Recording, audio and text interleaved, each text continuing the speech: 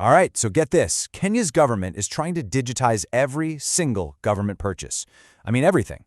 The big goal, of course, is to fight corruption and make things way more transparent. But, as you can imagine, an overhaul this massive has sparked a major showdown between the national government and its counties. So let's break down exactly what's at stake here. And that really gets to the heart of it, doesn't it? Can one single digital platform really solve a problem as deep and tangled as government corruption? I mean, is that even possible? Or could it, just end up creating a whole new can of worms? Well, let's dive in and unpack the government's super ambitious plan. Okay, first up, Kenya's digital procurement promise. Let's get to know the system that's at the very heart of this whole debate, because it is a massive undertaking with a very, very specific and, let's be honest, very disruptive goal.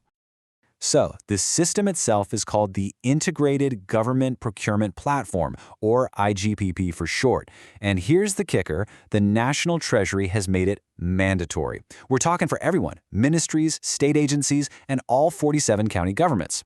The idea, sounds pretty simple on the surface. Every single step, from putting out a tender to managing the contract all the way to paying the supplier, it all has to happen online through this one single portal. No exceptions. And look, this is not just some plan for the future. It's happening right now and honestly at a blistering pace. We're talking over 1,400 public agencies have already been onboarded. That number alone should tell you just how serious the government is about this.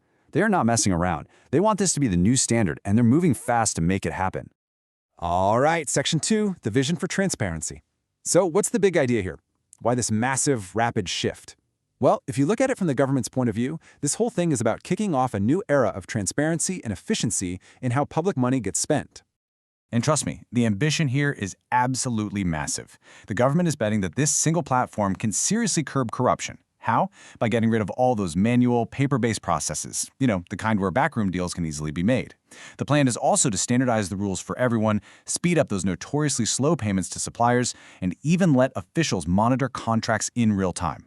And the cherry on top, a public portal where any citizen can log on, track tenders, and see exactly where their tax money is going.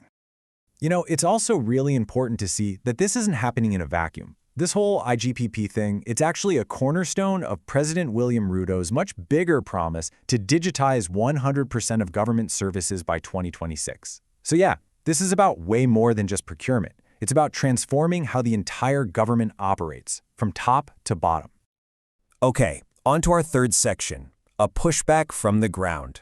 Because while that vision from the top sounds super clear and ambitious, the view from the ground, well, it's a lot more complicated. This rapid rollout has been met with some pretty significant resistance, and it's coming from the very people who are supposed to be using it. And this slide just perfectly illustrates the disconnect. I mean, you've got the national government seeing a way to speed up payments, right? But the county governments are terrified it's going to cause massive delays to the contracts they already have in place. The government sees standardization, the counties see a direct threat to their autonomy. What's supposed to be about transparency is coming across as just another abrupt, top-down order with zero real consultation. And look, this pushback has now become a full-blown formal challenge. The Council of Governors, which represents all 47 counties, has laid out their arguments very clearly. They're saying, hey, this rollout was way too abrupt, there was no consultation, they're saying their staff just don't have the technical skills for this yet, and on top of that, their own local laws don't even line up with this new national directive. It's gotten so serious that they've actually filed a petition in court to try and block the whole thing. And this quote really gets to the core of their legal argument. They're saying this isn't just about a glitchy new software. No, this is a constitutional issue. In their view, this directive completely undermines devolution. That's the whole principle of giving power to local counties, by sucking all the control over spending right back to the capital, Nairobi. And by the way, it's not just the county governments who are pushing back.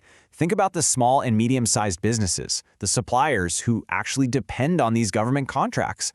They're struggling too. A lot of them have pretty limited tech skills, so just getting onboarded is a huge hurdle. They're facing higher costs just to be compliant, and there's this very real fear that one little system glitch could get their entire bid unfairly thrown out. Their message is pretty simple. Slow down. We need more training before you force this on us. So, that brings us to our final section, a system at a crossroads.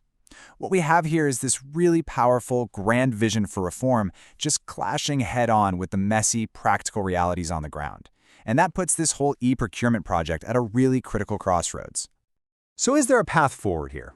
Well, it seems like most stakeholders agree that it's going to take a four-step approach. First, you've got to get everyone in the same room, the Treasury, the counties, the suppliers, and actually get them to collaborate. Second, you have to pour resources into capacity building and training. Third, the system itself has got to be upgraded and stable. And finally, you have to harmonize those conflicting national and county laws. It's a tall order. And really, this is the main takeaway. This is about so much more than a new software platform. What you're really seeing is a classic power struggle. It taps right into this fundamental tension that's always been there in Kenya's governance, that constant battle between the push for centralized national control on one side and the constitutional promise of local county autonomy on the other. Which leaves us with this final big question. Is this new system truly the game changer that's finally going to bring real transparency to public spending in Kenya? Or is it a massive overreach that's just going to create new, lasting conflicts for years to come? Right now, that answer really does hang in the balance.